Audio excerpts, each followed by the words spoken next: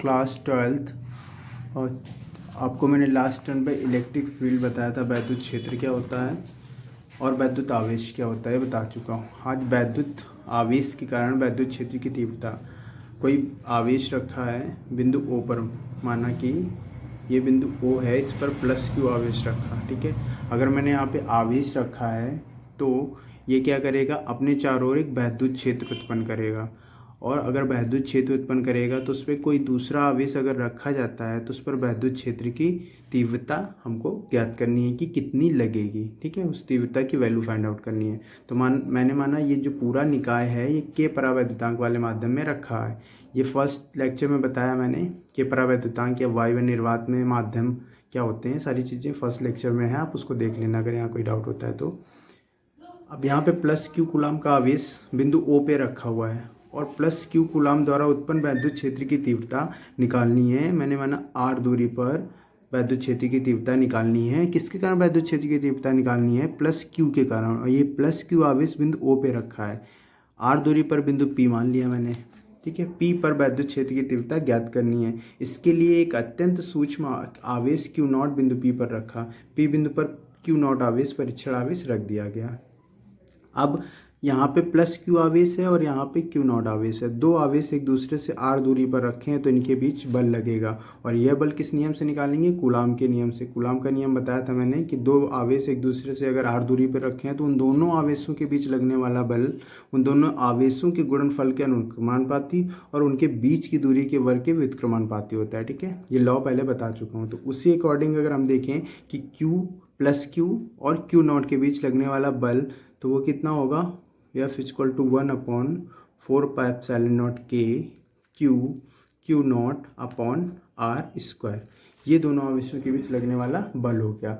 अब बल मिल गया तो अभी आपने पढ़ा था कि वैद्युत क्षेत्र की तीव्रता क्या होती है, ई इक्वल टू होता है F upon q naught. Last time पे फॉर्मूला मैंने बताया, वैद्युत क्षेत्र की तीव्रता E equal to F upon q naught. ये क्वेश्चन नंबर 1 मान लेंगे और लिखेंगे कि बिंदु P पर वैद्युत क्षेत्र की तीव्रता, P पर वैद्युत क्षेत्र की तीव्रता E equal to F upon q naught, ठीक। ये फॉर्मूला कल वैद्युत क्षेत्र की तीव्रता का बता चुका हूँ, नहीं याद है तो इसको देख लेना लास्ट लेक्चर पे। अब याद करिए E equal to F upon q naught और एफ की वैल्यू आप इक्वेशन नंबर 1 में निकाल चुके हैं, कितनी है 1/4πε0 के Q1 Q2 upon r square. तो एफ की वैल्यू यहाँ पे रख देंगे, लिखेंगे एफ का मान रखने पर जो यहाँ पे एफ की वैल्यू रखेंगे तो E इक्वल टू आ जाएगा 1/4πε0 के q naught upon r square और ये अपॉन क्यू नॉट आ जाएगा, क्यू नॉट से न्यू क्यू नॉट यहाँ पे हो जाएगा कैंसिल।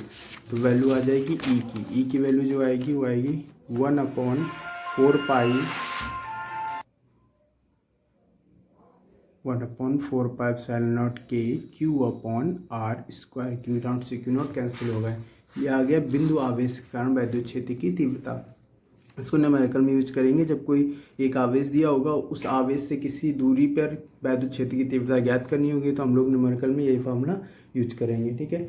ये हो गया आपका फर्स्ट डेरिवेशन जो था, बिंदु आवेश के कारण वैद्युत क्षेत्र की तीव्रता कैसे निकालते हैं, ठीक है।